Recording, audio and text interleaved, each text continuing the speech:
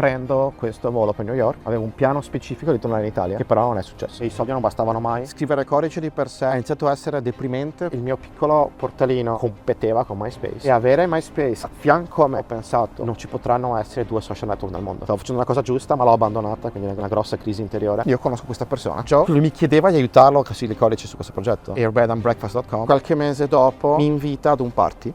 Quel momento ho capito che ho perso treno. Eravamo a un passo da chiudere un $5 million fundraising Series A. È saltato l'ultimo momento. Io ho incontrato i miei co-founder di questa nuova azienda che si chiama Evensi. Gli Stati Uniti hanno annunciato ufficialmente Covid. Ho scritto disperato a decine e decine di CEO: comprateci se avete soldi in cassa. Quello che ci ha acquisito è Events.com. È stato la più bel feeling di relax che ho sentito nella mia vita. Ci quotiamo a 400 milioni. Lui è Paolo Previtera, vive a San Francisco e si trova negli Stati Uniti da più di 20 anni. La sua ultima azienda è stata venduta e il gruppo che l'ha acquisita, in cui ancora Paolo lavora, si sta quotando in borsa al Nasdaq a 400 milioni di valutazione. Ma per arrivare a questo punto è dovuto passare da tanti errori, fallimenti e difficoltà che gli sono costati letteralmente milioni di dollari. Per cui, per sapere la sua storia, l'ho raggiunto nel suo palazzo e, come al solito, abbiamo iniziato dalle origini. A 6 anni ho ricevuto come regalo il mio primo computer, era un MSX. Ho imparato a scrivere BASIC con le istruzioni. I miei genitori non sono nel tech, mio padre è un kinesiologo e mia mamma era una maestra, ma una persona che mi ha aiutato molto è stato mio zio, un noto professore informatico, developer, che ha fatto la sua carriera al Politecnico di Zurigo, e quando veniva a Venezia sedeva a fianco a me e mi dava altri input. Ho sempre avuto in mano il computer. Intorno agli anni 90 avevo comprato il primo modem, perché oggi è tutto automatico, no? Internet, wifi, invece con questi numeri telefonici dove pagavi gli scatti al minuto, ti collegavi a questi BBS ed erano dei piccoli portali dove potevi scaricare alcuni dati, alcune immagini, alcuni programmi. Appena ho scoperto che esisteva questa cosa chiamata internet, erano usciti i primi provider italiani, ho avuto la mia prima email, quindi ho sempre tenuto il mio nickname PP Paolo fino ad oggi. È successo perché sono scivolato 2 volte. Paolo At era già stato preso, ho detto metto P Paolo, il mio cognome è Privitera, sono scivolato con la terza P, ho detto vabbè, tanto è temporanea, la cambierò. È rimasta ancora così dopo quasi 40 anni. Ed è così che inizia la carriera di Paolo nel mondo dello sviluppo web. Era circa appunto il 93-94, ho incorporato la prima azienda, era un SRL praticamente, perché ho iniziato a vendere i primi siti web. Ho visto che c'erano i primi siti web. I primi siti web erano la NASA, un sito di news, non ricordo mai se era CNN o un altro, ma uno di quelli molto noti ancora oggi, e Playboy. Mi ricordo erano proprio i primi 3 siti in cui potevi guardare e girare. E tu hai imparato a programmare siti web? Io ho detto, come si fa a costruire un sito analogo? E quindi ho iniziato a imparare quello che era l'HTML 1.0 e ho scoperto che si poteva comprare i domini. Ho comprato tra l'altro il primo dominio qualche anno dopo, perché era il 96, ho comprato il dominio della mia città. Nel 93, 94, 95 ho scoperto che potevo costruire questi siti web, e quindi sono andato in giro nei negozi attorno a casa dei miei genitori a Mestre a dire: vuoi un sito web? Vuoi una vetrina online? Molti che mi dicevano: no, abbiamo appena comprato un fax, che non c'entra nulla, no? Molti mi dicevano: che cos'è? È interessante, ho sentito, ho letto, perché no? E addirittura ho costruito, oltre i primi siti vetrina, c'era un negozio di antiquariato, oggetti artistici,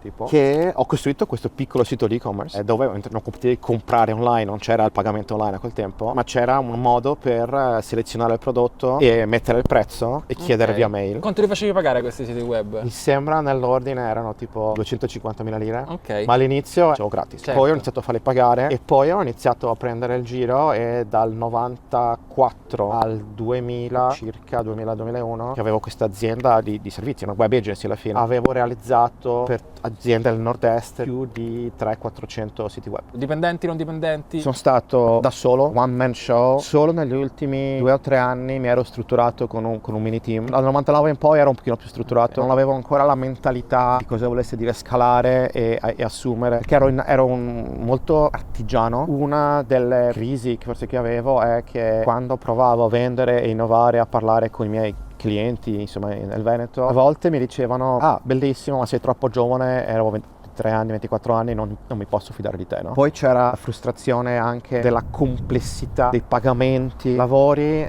sei pagato, ma sei pagato magari dopo molti mesi. C'era molta burocrazia, io avevo tanta voglia di fare, il sistema mi rallentava ed era molto frustrante, fino ad arrivare, quel tempo ormai internet era ovunque, era Google, era già uscito da 2 o 3 anni, leggevi le news ed era ancora più semplice di vedere cosa succedeva a New York, cosa succedeva in altre città del mondo. E nella mia testa si era creata l'idea che New York fosse la città città più veloce del mondo di quel tempo. Ok. Da quando Venezia, l'aeroporto di Venezia, tra l'altro ha creato il volo diretto nel 98, avevo una scusa in meno, mi ricordavo ancora i primi voli, costavano 500.000 lire andata e ritorno, e io appena potevo andavo via 3-4 giorni, 5 giorni e andavo a New York. Economicamente tu riuscivi a sostenerti con l'attività che facevi? Sì, e mi potevo togliere anche sfizi per i successivi 10 anni, dopo quando sono andato via di casa, sono venuto negli Stati Uniti, non potevo neanche permettermi. Sì, eri più ricco a Mestre che a New York sicuramente. Per assurdo sì. Codavi, cosa facevi? Eh sì, a quel tempo non c'era molta differenziazione back-end, front-end, cioè, ero io a fare tutto e quindi scrivevo io codice, parlavo io con i clienti, facevo io le fatture, ero sempre io. Come ha detto Paolo, in tutto ciò stava anche studiando all'università, per cui ad aprile 2002 Paolo si laurea in informatica alla Ca' Foscari di Venezia. Tra l'altro, tra i miei professori è uno di quelli che ha costruito poi il codice del PageRank di Google,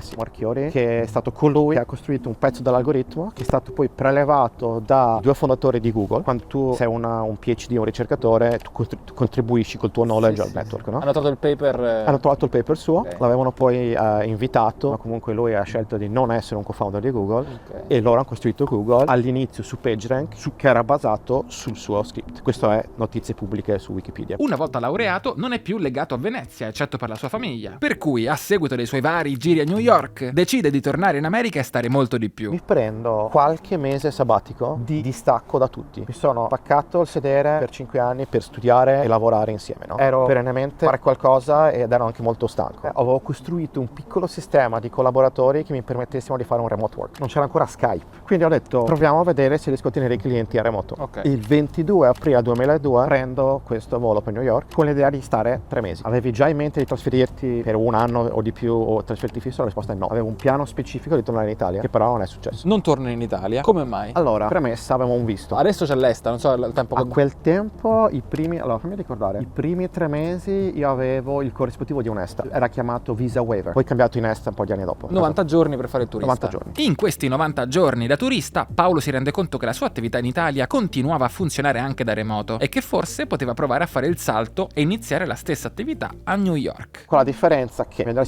negli Stati Uniti è molto più semplice da un lato e più difficile dall'altro. Più semplice perché tutte le aziende con cui parlavo già capivano e volevano il web e internet, no? Certo. Mentre in Italia mi dicevano io ho già un fax. Certo. A New York erano molto più aperti. Dall'altro lato io a New York competevo con il mondo che parlava già inglese, con gente che ne sapeva molto più di me a vendere quello che io vendevo come migrante italiano, no? Allora, i primi 3 mesi non cercavo clienti. Ho scelto di estendere il mio visto. La verità è che per estenderlo sono tornato in Italia, ho chiesto un visto, è un ESTA esteso a 6 mesi, motivi lavorativi, esteso di altri 6 mesi. E nel durante ho detto ok, ma adesso non sono più randomico. Paolo, cosa vuoi fare? Cerchiamo clienti. Ho incontrato una persona che mi ha portato ad avere una richiesta importante da un cliente a Los Angeles. Quindi Ca' Foscari mi ha messo in contatto con una persona che alla fine era la Camera di Commercio italiana di Los Angeles. Io non avevo fame di clienti italiani, però era un'opportunità per imparare. Vediamo cosa mi offre lei. In che zona stavi? Io all'inizio ero a Marina del Rey. Mi sono preso uno studio sull'acqua a Marina del Rey. Alzi la mattina a vedere l'oceano, le barche, il sole, è stato bellissimo. E alla fine io in quel posto sono rimasto per quasi 1 anno e mezzo. Sono tornato in Italia a farmi un visto nuovo. Ho fatto il corrispettivo di un J1. Puoi farlo anche con un'azienda, puoi lavorare per quell'azienda. Quindi a Los Angeles Paolo ha iniziato a lavoricchiare per vari clienti, molti dei quali degli italiani a Los Angeles, e aveva come cliente principale l'ICE, l'Italian Trade Commission, per cui faceva un po' di tutto. Aiutavo a tutto quello che riguardava tecnologia a 360 gradi ed ero ancora giovanissimo e ancora io pensavo wow, ho studiato informatica a Ca' Foscari e sono qua a, permetti il termine, attaccare cavi di stampanti, a sistemare file Excel e a mettere su dei piccoli siti web. All'inizio era frustrante, ma l'ho fatto per far gavetta. Il mio primo salary, che questo part time, era di $1.500 al mese. Non mi bastava per vivere. A quel tempo la mia vita costava molto di meno rispetto ad oggi, non solo perché a quel tempo ero single e oggi ho 2 figli e vivo a San Francisco, ma perché erano 20 anni fa, quindi altro costo di vita, ed ero a LA. I rimanenti soldi che dovevo mettere per vivere venivano da, numero 1, ancora qualche cliente italiano che nel frattempo scemavano, perché avevo sempre meno interesse di tornare in Italia e sempre meno interesse di portare avanti il cliente italiano. Ho passato il testimone dei miei clienti italiani verso fine 2004. Io ho iniziato ad avere i miei primi clienti a Los Angeles. E come l'hai chiuso i primi clienti là? Il mio vero primo cliente che mi ha pagato la mia prima fattura mi ha fatto piangere perché era un'azienda italiana, ma a parte questo era un'azienda localmente americana. Mi ha chiesto un lavoro molto semplice, una consulenza su alcuni computer da installare in rete e altro. Quello che mi ha fatto piangere è che quando io ho finito il lavoro, gli ho mandato la prima fattura. Te l'ha pagata subito? Mi fa no Paolo, oggi è venerdì, stai uscendo alle 4, aspetti 2 minuti e ti diamo il check. Ricevere un check per il lavoro fatto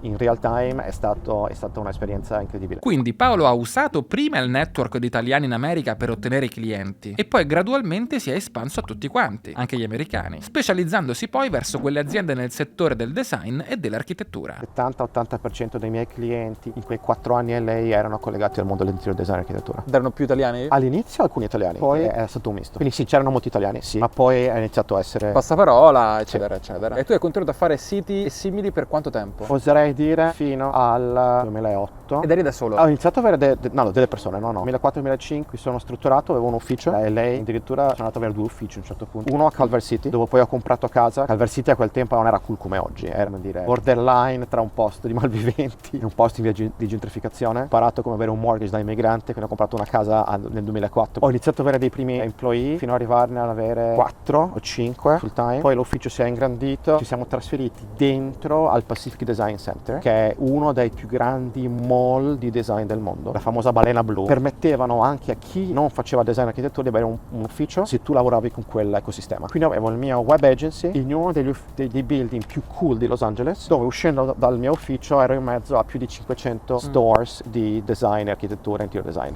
con un giro molto scenico da Hollywood di gente che entrava. Fatturati di questa società negli anni fino al 2007 sono cresciuti, eri soddisfatto? Sono cresciuti, sì, perché permettimi di pagare il mutuo ai dipendenti, erano by definition cresciuti. Soddisfatto? No, anzi la verità non mi vergogno di dire che mi sono sempre sentito povero per molti anni a seguire, nel senso che i soldi non bastavano mai, non potevo togliermi i sfizi, non potevo investire in altro. Quindi te la vivevi un po' male in realtà? Vivevo in un bel appartamento, lavoravo troppo e questo era una crisi perché spesso sentivo che non mi gustavo forse la vita come volevo, però mi stavo costruendo la mia carriera ed ero da solo e non mi aiutava nessuno. Poi, come ormai avete sentito spesso se mi seguite nelle storie di chi è partito in quegli anni, da agenzia di sviluppo web Paolo ha iniziato a pensare che forse era meglio fare veri e propri prodotti digitali e fare il salto da agenzia ad azienda di prodotto. Uno nel mondo dell'email marketing, nel mondo dell'interior design. Poi ho costruito un prodotto per le città della California per gestire permessi costruttivi. Prodotti digitali comunque. Prodotti digitali. A quel tempo avevo molti clienti che mi chiedevano di costruire questi specie di portali online per gestire i prodotti, le news e gli eventi. A un certo punto ho pensato, scusami, me ne costruisco uno uguale per tutti, e così ho fatto. Si chiama Keepall, come Key People, e l'ho lanciato in sordina come un esperimento mentre ho fatto un piccolo corso a UCLA nel 2005 e overnight è andato un po' in virale, 11.000 users registrati overnight, tutti studenti, ed era un portale di vedere immagini, post, simile a MySpace, centralizzato geograficamente o in qualche università. 3-4 mesi dopo, questo ufficio che avevo, ancora quello prima del Pacific Design Center, quindi era l'ufficio più triste, diciamo, in questo pianerottolo in condivisione con altri uffici, un order di giornalisti arriva. Faccio, ok, che cosa è successo? Cioè, sembra che ci sia tutto il mondo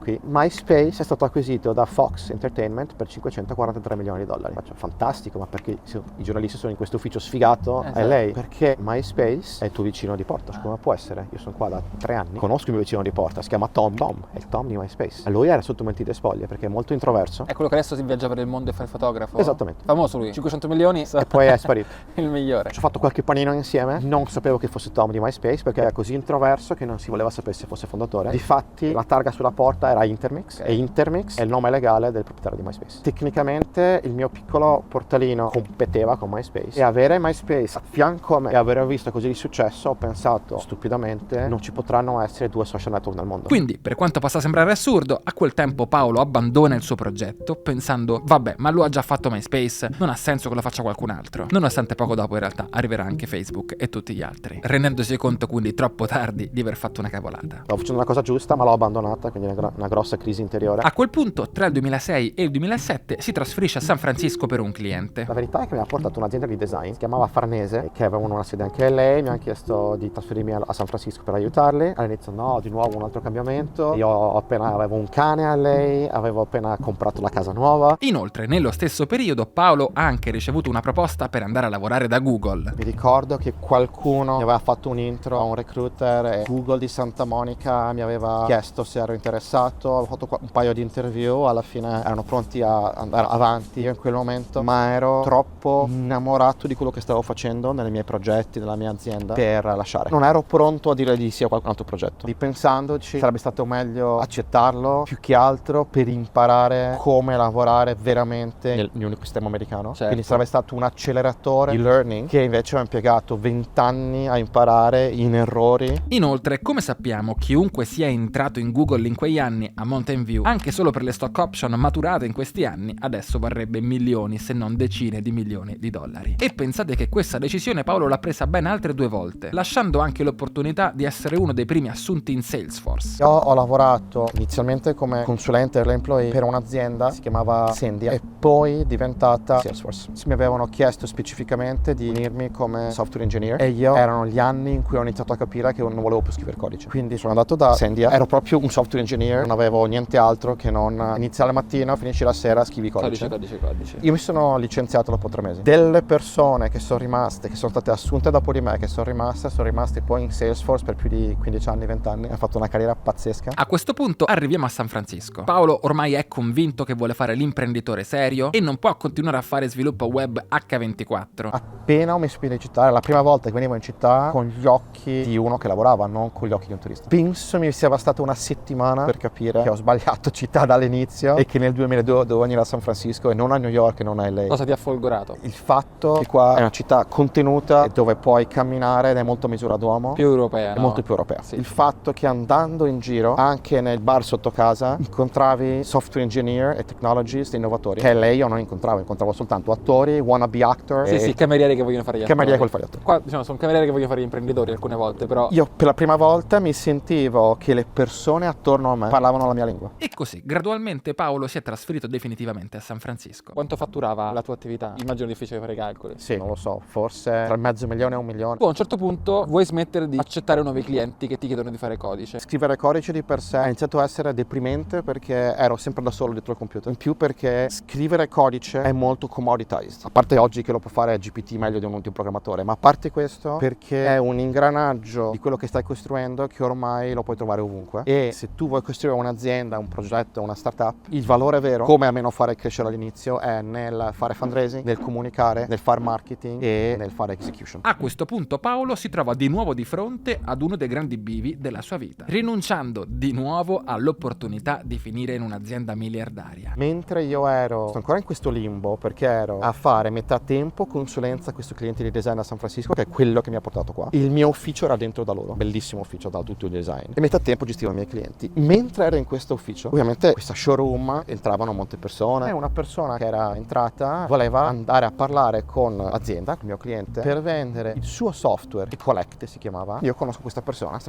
chiama Joe, e questo Joe alla fine mi ha raccontato del suo progetto, io gli racconto quello che facevo io, ci siamo piaciuti molto finché lui inizia ad aprirsi. All'inizio mi ha chiesto di diventare il suo CTO della sua startup e io gli ho detto di no perché era il momento in cui ho scelto di non scrivere più codice, e io ho detto se devo fare il co-founder lo faccio nei miei progetti, non sul tuo, no? Certo. E Joe dopo qualche mese torna da me, è iniziato a parlarmi che stava uccidendo questo e-collect, non stava crescendo come voleva, l'ha iniziato ad uccidere e ha iniziato a parlarmi di questo nuovo progetto che letteralmente scarabocchiando su un napkin in ufficio gli aveva dato un nome, airbedandbreakfast.com. Io all'inizio arabo, cosa vuol dire? Materasso ad aria. And breakfast cosa vuol dire? Airbnb, BNB. Bah, nome strano, un po' lungo. E cosa deve fare questo progetto? Lui mi chiedeva di aiutarlo a costruire i codici su questo progetto. Praticamente puoi ospitare estranei a casa tua. Troppo semplice oggi pensare wow, sei un pazzo. No, Certo. quel tempo per me era il pazzo, era lui. Sembra una cazzata. Quindi io ero molto scettico. Qualche mese dopo mi arriva un invito di iscrivermi alla alpha version di questo Airbed and Breakfast. Io mi iscrivo. Io avevo una casa, la mia casa è la casa di LA famosa che ho postato per cercare il mio prossimo inquilino, quindi alla fine funzionava. Ho iniziato ad avere i primi clienti, quindi la piattaforma funzionava. La mia house ID è pubblico, mi pare che sia 79. Ho la 79esima casa su Airbnb. Il mio user ID so che è stato cambiato ultimamente, ma a quel tempo io ero l'utente numero 5 o 6, se non ricordo. Fast forward qualche mese dopo mi invita ad un party. Mi ricordo ancora dove era, a Fort Mason, che è un bellissimo parco, per fundraise Airbnb party. In quel momento ho capito che ho perso treno. Insomma, quel Joe era Joe Gebbia, il fondatore di Airbnb insieme a Brian Chesky e Nathan. Se siete curiosi, l'azienda adesso vale $100 miliardi. I fondatori sono tutti e tre decamiliardari e i primissimi dipendenti adesso valgono decine, se non centinaia di milioni. Io la vedo così anche per tenere la mia sanità mentale, no? Nel momento in cui ognuno di noi fa una scelta, se tu la fai con cognizione di causa, sei onesto con te stesso, qualsiasi siano stati i tuoi data point del tempo, tu non puoi avere regret regret della scelta che hai fatto. L'hai fatta in base alle informazioni che avevi in quel tempo. Sì, ma poi hai fatto magari una scelta giusta. Di Airbnb ce n'è una. Magari invece faceva un'altra cosa che non funzionava e avresti fatto bene a fare così. Magari mi sarei unito e magari io ero il CTO sbagliato e magari io avrei fatto fallire l'azienda prima che partisse. Nel frattempo Paolo aveva capito che se voleva veramente fare l'imprenditore il futuro era la prodottizzazione e in quegli anni tenta svariati MVP, cioè svariate idee imprenditoriali di vari prodotti. Uno era ConiSafe, che era una piattaforma di escrow payment per siti di e-commerce. Ok. È stata una piccola exit. Ho visto pochissimi soldi, ma è stata una bellissima esperienza. Un'altra azienda era City Permit, che è una piattaforma di permessi costruttivi per la città della California che ti dicevo prima. Anche è stata una micro exit, nel senso che un partner l'ha acquisita, ma io l'ho venduta male perché aveva il potenziale di vendere a 20-25 mila città all'anno. Sono uscito quando ne avevamo vendute 5 o 6. Perché? Perché nel momento in cui io ho superato la sfida del costruire quel pezzo di tecnologia, per me la sfida è risolta. La parte commerciale non mi dava quell'emozione. Per me è follia. Dico, Paolo, sei un pazzo, dovrei tornare indietro e darmi il bastonato sulla testa. E l'avevi fondata tu questa società? Io ho un'altra persona. Cifre ridicole, si parla di centinaia di migliaia di euro. Beh, comunque abbastanza però per rimpinguare il dasco un pochino, no? La verità è che io, se ci penso adesso, sono frustrato perché solo quella roba là Era magari 25 milioni. Easy, dopo 2 anni, 3 anni. Vabbè, è il problema di tutti gli ingegneri, no? Fare il prodotto nella prima parte, la seconda parte e farlo avere le persone, la distribuzione, no? La distribuzione a quel tempo per me era una commodity, invece non lo era perché è la parte più Ora difficile. è il contrario. Dopo tutte queste esperienze, Paolo inizia veramente a fare sul serio e lancia una vera e propria startup che segue tutte quante le tappe del percorso. Infatti nel 2009-2010 lanciamo io e il mio co-founder Duchu, rinominata poco dopo in Pick1, quindi Pick1. Pick1 era nata come una survey analytics company, una specie di big data per i sondaggi. E l'hai fondata tu. Io e Armando Biondi. L'idea era fare sentiment analysis. Una specie di sentiment analysis di oggi. Infatti il nostro primo survey era Do you like more sushi or pizza? Non ci interessava solo sapere la tua risposta, noi dovevamo sapere anche chi sei tu, la tua età, la tua location, tuo nome, il tuo gender, e da là unire i due dati ti dava un'idea ancora più importante di chi ha detto che voleva la pizza, no? Rispetto al sushi. Abbiamo raccolto family and friends, poi alcuni institutional, è stata un bagno di sangue. E com'è stato da raccogliere la prima volta? Quanto avete raccolto? Per me è stato mostruosamente difficile da raccogliere, l'ho trovato abominevole andare fuori e bussare alla porta della gente e dire dammi i soldi, non era da me. Adesso è normale, abbiamo picciato centinaia di investitori, il più, quello che picciavamo era mostruosamente difficile, era super nerd, non lo capiva nessuno, però abbiamo trovato gente che ci ha creduto e alla fine abbiamo raccolto tipo 200.000 family and friends, altri 500.000 una specie di extension family and friends e qualche mini angel. Poi abbiamo fatto un anno e mezzo dopo, nel 2012, $1 milione Col prodotto già però. con un mini prodotto pre-revenue. Di questo 1 milione avevamo avuto the first coolest investor del tempo, 500 startups. Eravamo batch numero 5. Era 500 startups che non investiva in nessuno a quel tempo, era il Y Combinator di quegli anni. Quello ci ha messo nella mappa mondiale di Silicon Valley dell'innovazione. Certo, eravate fichi. Eravamo super hot company. Tu eri CTO? Ho iniziato come CTO, per motivi che forse mai puoi immaginare. Ho capito che non volevo più, era il mio ruolo, quindi sono stato io CEO. Poco dopo abbiamo iniziato ad avere come primi clienti Ikea, Toyota, American Express, E facevano survey col vostro prodotto. per poi scoprire che tutti volevano solo una feature del nostro prodotto, che non era il survey, ma era il social connector che prelevava i dati dell'utente e li segmentava. Che gli interessava i dati degli utenti, in realtà. Abbiamo pivotato, arriviamo a un punto in cui chi capiva esattamente quello che facevamo ci apprezzava, ma eravamo ancora un'azienda molto nerd e ancora troppo early per quello che voleva il mercato. Avevamo avuto un po' di controversie in azienda, dinamiche interne, dinamiche esterne, problemi di funding. Iniziavamo a guardare l'idea di essere acquisiti. Siamo passati per failed acquisitions, vuol dire che almeno 2 aziende Hanno provato ad acquisirvi. hanno fatto tutto il processo e all'ultimo momento qualcosa è andato storto. Il primo era perfect acquisition, era proprio, ancora se ci penso vorrei spaccare tutto, era tutto perfetto, finché all'ultimo secondo uno dei signer del buyer, che era il CTO, è stato brutalmente licenziato per problemi e quindi entravamo in un altro ciclo di approval che durava 6-12 mesi. Per capirci, Paolo nel 2010 fonda questa startup. I tentativi per venderla avvengono nel 2016 e quindi passano 6 anni. Già di per sé non molto facili, ma in aggiunta gli ultimi 3 anni per Paolo sono stati ancora più tosti. Novembre 2013 è stato uno dei momenti più bui della mia vita, perché nel giro di 2 settimane si dice che i pillar di un essere umano sono di solito 3. Uno ha il pillar della salute, ha il pillar dell'amore e della famiglia e ha il pillar della carriera, della finanza e dei soldi. Se ne perdi perdi uno, magari hai gli altri due che ti sostengono. Se ne perdi tutti e tre, cosa rimane? Io in 2 settimane era stato notificato a quel tempo un cancro che era stato gestito come tale per molti mesi, fino a scoprire 7 mesi dopo che non lo era, ma nel frattempo io ho vissuto quei 7 mesi come se lo avessi. Adesso sono sano. Era un problema risolto in giro di un anno, però era vissuta come se fosse così, quindi il mio umore era sottoterra. Secondo problema, ho avuto una grossa crisi amorosa. Prima di entrare nel mio nuovo ciclo di vita, dove oggi sono felicemente sposato e abbiamo 2 bambini, quindi quello era il passato. Però secondo pillar dell'amore non c'era. Proprio in quelle 2 settimane eravamo a un passo da chiudere un $5 million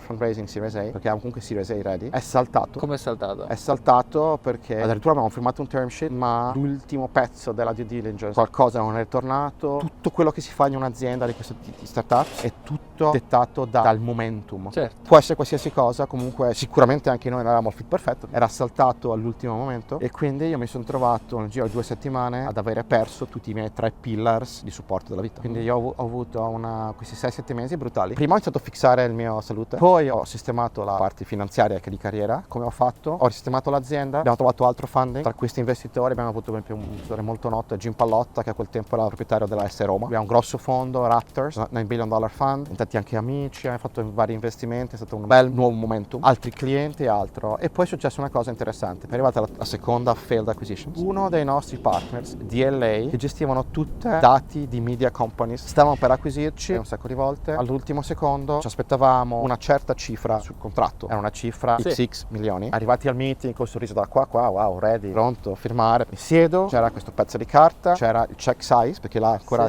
ti hanno il check. Siedo un attimo, leggo e vedo che la cifra non era più, era proprio un 1, era 1 milione. E nel check non c'era il nome dell'azienda, c'era il mio nome. Ma perché c'è il mio nome e non c'è il nome dell'azienda? Abbiamo cambiato idea questa notte, non acquisiamo più l'azienda, abbiamo deciso di farti un regalo. Ti diamo $1 milione a te, Paolo, te lo metti in tasca, è tuo, ma devi licenziarti dall'azienda e vieni a lavorare da noi. Un acqui-hire molto pagato. Con la differenza che io dovevo Tradire tutti. Bravo. Allora, cosa è successo? Non me la sono sentita, eticamente. E pensavo anche che fosse illegale. Mesi dopo ho scoperto che sarebbe stato legale, perché la California è l'unico stato al mondo che permette di non fare enforcement dei non compete. Quindi puoi fregartene di non compete. È il motivo per cui Silicon Valley è Silicon Valley. Cioè, tu, employee di Google, ti porti via i segreti, vai da Facebook. Quindi, felice della mia scelta etica. Ovviamente è stata una crisi enorme, perché in quel tempo mettere da parte $1 milione per me mi cambia la vita. Sono contento della scelta che ho fatto, perché poi il karma mi ha premiato in 1000 altre strade. Ed è a questo punto che Paolo conosce i suoi futuri cofondatori con cui fonderà Evensi. Io ho incontrato questa altra persona, Yuri Grassi, Emanuele Corradini, che poi sono diventati i miei co-founder in questa nuova azienda che si chiama Evensi. Loro arrivano con questa idea, questa piattaforma fantastica, già più che un MVP, con aggregatore di eventi, però abbiamo bisogno di una mano per farla scalare e renderla molto americana. Ci siamo innamorati professionalmente e ho detto, perfetto, la uniamo alla tecnologia di Audience Analytics, perché così abbiamo i dati degli utenti, e così è nata Evensi. È successo che quella famosa azienda che ha provato a comprare me anziché l'azienda ci hanno ricontattato e alla fine li ho trasformati in un investitore con un accordo che potessero avere accesso a parte della tecnologia di Pick One in maniera di licenza, e de facto Pick One è stata metà venduta a lei e metà acquisita in Evensi. In poche parole, l'azienda che aveva fatto quell'offerta solo per Paolo aveva sostanzialmente bisogno della tecnologia, e allora Paolo, nel fondare Evensi, raccoglie capitale, compra la tecnologia da Pick One con Evensi in cambio di equity, e in cambio di un investimento dà in licenza la tecnologia all'azienda iniziale, quella che aveva proposto di assumere Paolo per $1 milione. Abbiamo raccolto in totale circa 5 milioni. In un round solo? No, in almeno 3 round separati. Ok, e quanto vi è costato acquisire l'IP? È stata equity, ti posso dire che è costato il 1% dell'azienda. Ah, ok, avete pagato in shares. Sì. Quindi finalmente nel 2016 nasce Evensi. La piattaforma è iniziata come un discovery platform di eventi, raggiungendo numeri da paura già dai primi mesi, anni, quindi organicamente. C'erano già competitor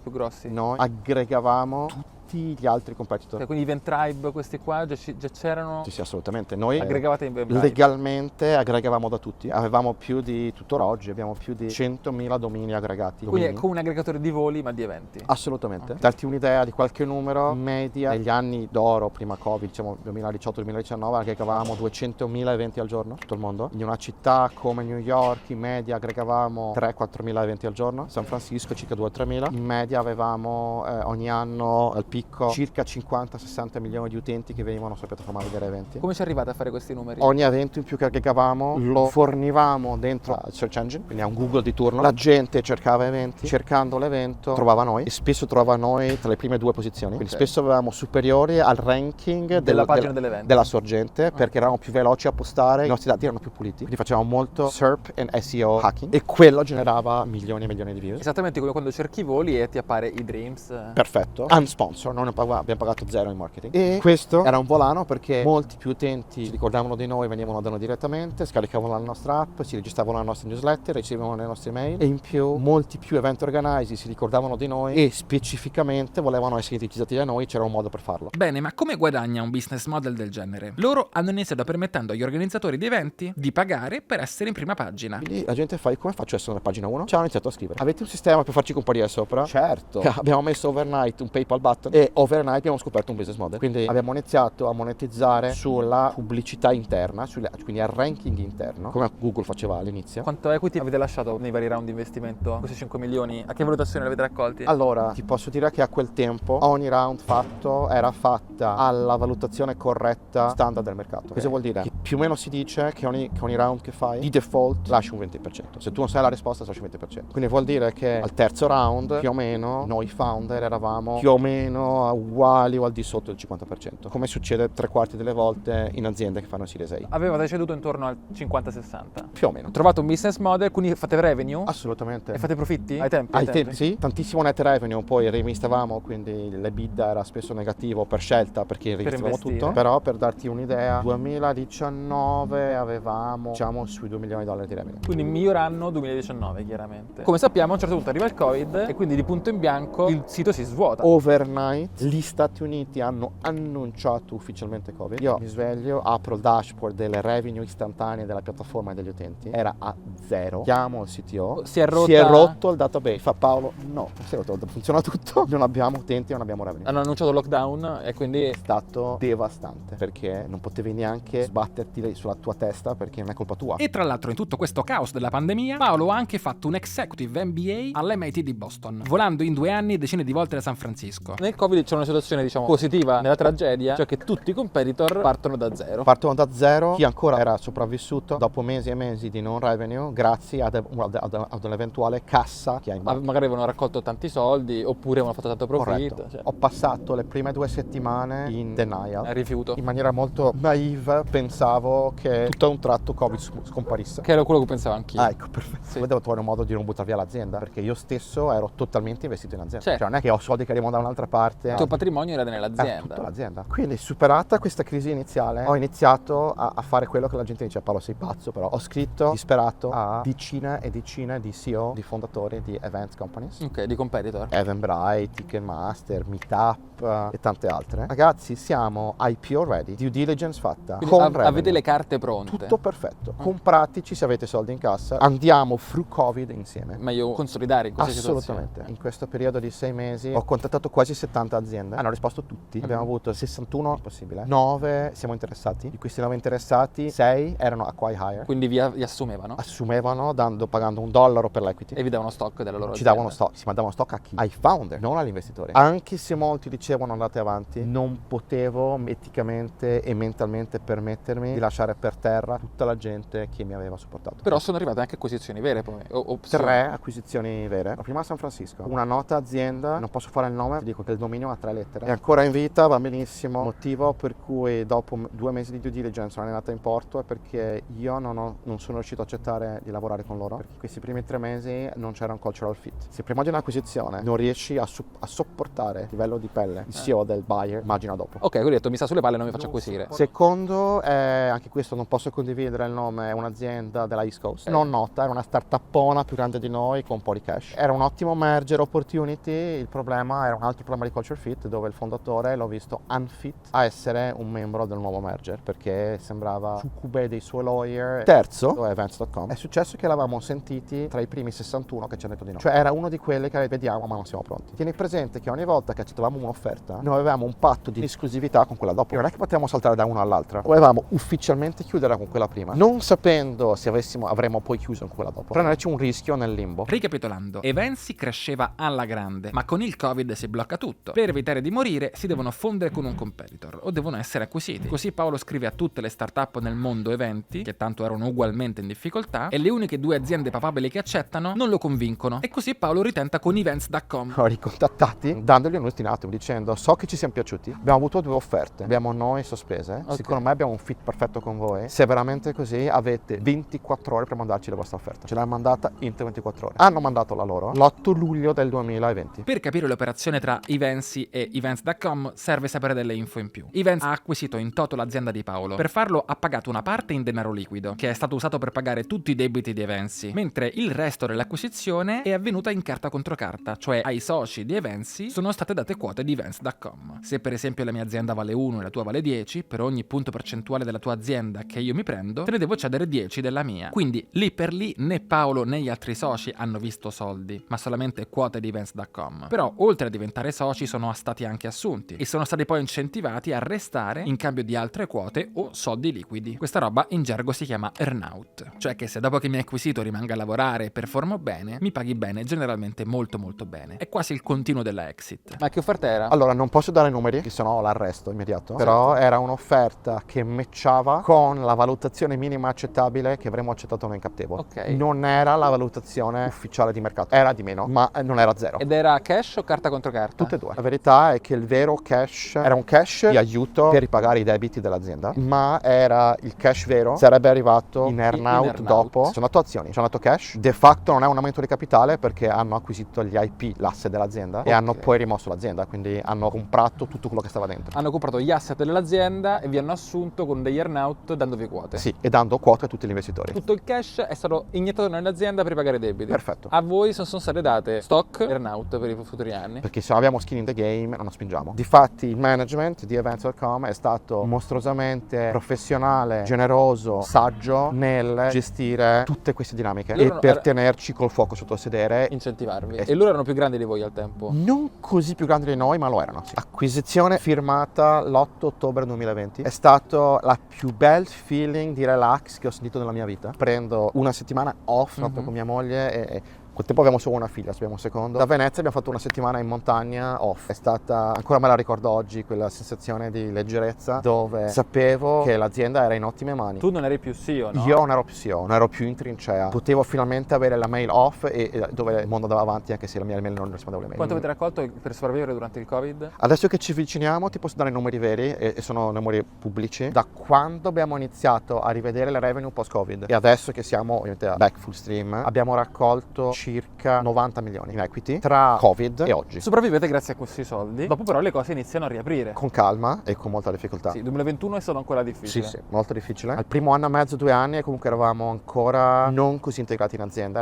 Perché l'azienda Events.com ha acquisito in totale almeno 3 aziende durante Covid, collegati al mondo degli eventi. Quindi consolidamento puro. Ha acquisito anche un nostro competitor con cui eravamo aceri nemici. È stato bellissimo ritrovarci dentro insieme e siamo best friend. Abbiamo iniziato a integrarci come team, è sparito il dominio Evensi, adesso c'è solo Events.com come brand, solo prodotti sono tutti. Quindi siamo tutti a single brand company. Quindi vi siete integrati piano piano? Sì, è stato più lento di quello che pensavamo. Tutti i prodotti sono prodotti Events.com. Abbiamo Discovery, quindi facciamo Events Discovery. Abbiamo più di 300 milioni di utenti all'anno che vengono sulla nostra web properties oggi. È incluso website, calendario e organico interno, però tutto insieme. Fai oltre 100.000 eventi al giorno aggregati, più di 50.000 clienti paganti. E da là poi man mano le cose sono aperte e le revenue sono schizzate fino a superare i livelli pre-Covid. Assolutamente sì. E adesso state ragionando, diciamo, arriviamo ad oggi, avete annunciato lo scorso anno la quotazione in borsa. 27 di agosto 2024 abbiamo annunciato the first filing del listing al NYSE, al New York Stock Exchange. Ci hanno dato un ticker sign, quindi scelto da noi, è pubblico, si chiama RSVP. Rispondere s'il vous plaît, posso raccontare che abbiamo raccolto un post IPO funding di 200 milioni, vuol dire che ci verranno dati a nostra iscrizione dopo l'IPO da Global Emerging Markets, che è un $3.4 billion fund in New York. Cioè lui già dice, so che vi quoterete, nel momento in cui vi quotate io già vi compro stock per 200 milioni. Sì, ma noi siamo noi a scegliere quanti di questi prenderli perché è un equity, quindi non vogliamo diluirci troppo, possiamo scegliere noi. Abbiamo firmato un term sheet da pochissimo di 100 milioni di equity, quindi entreranno tra qua le prossime settimane ed è un single fund, ci quotiamo a 400 milioni e quindi questa cifra entra tra l'ultima valutazione di fundraising scritta sui siti che è 314 milioni a 400. Cedete diciamo un quarto dell'azienda più o meno. Ricapitolando, in questo momento pre-IPO devono ancora raccogliere 100 milioni ad una valutazione che va dai 314 ai 400. Una volta quotati possono decidere di vendere al prezzo di mercato quanto vogliono per altri 200 milioni al fondo Global Emerging Markets. L'obiettivo è usare i soldi per comprare altre aziende. Se raccogliessero tutti i soldi però si diluirebbero parecchio, motivo per cui lo fanno a pezzettini per assicurarsi di non doversi diluire più del necessario. Certo, quindi poi nel migliore dei casi vi ritrovate con 200 milioni in cassa e rastrellate diventando Corretto. ancora più grandi. Però il piano è non diluirci tutto subito, idealmente non toccare 200 milioni e tenerla come ultima riserva, esattamente. Chiaro. Perché noi arriveremo in borsa con quanto? 100 milioni, di cui è che noi raccogliamo 50 milioni in equity subito. I secondi 50 milioni stiamo Decidete se equity o debito, Ok. a seconda di alcune variabili. Quindi con questi soldi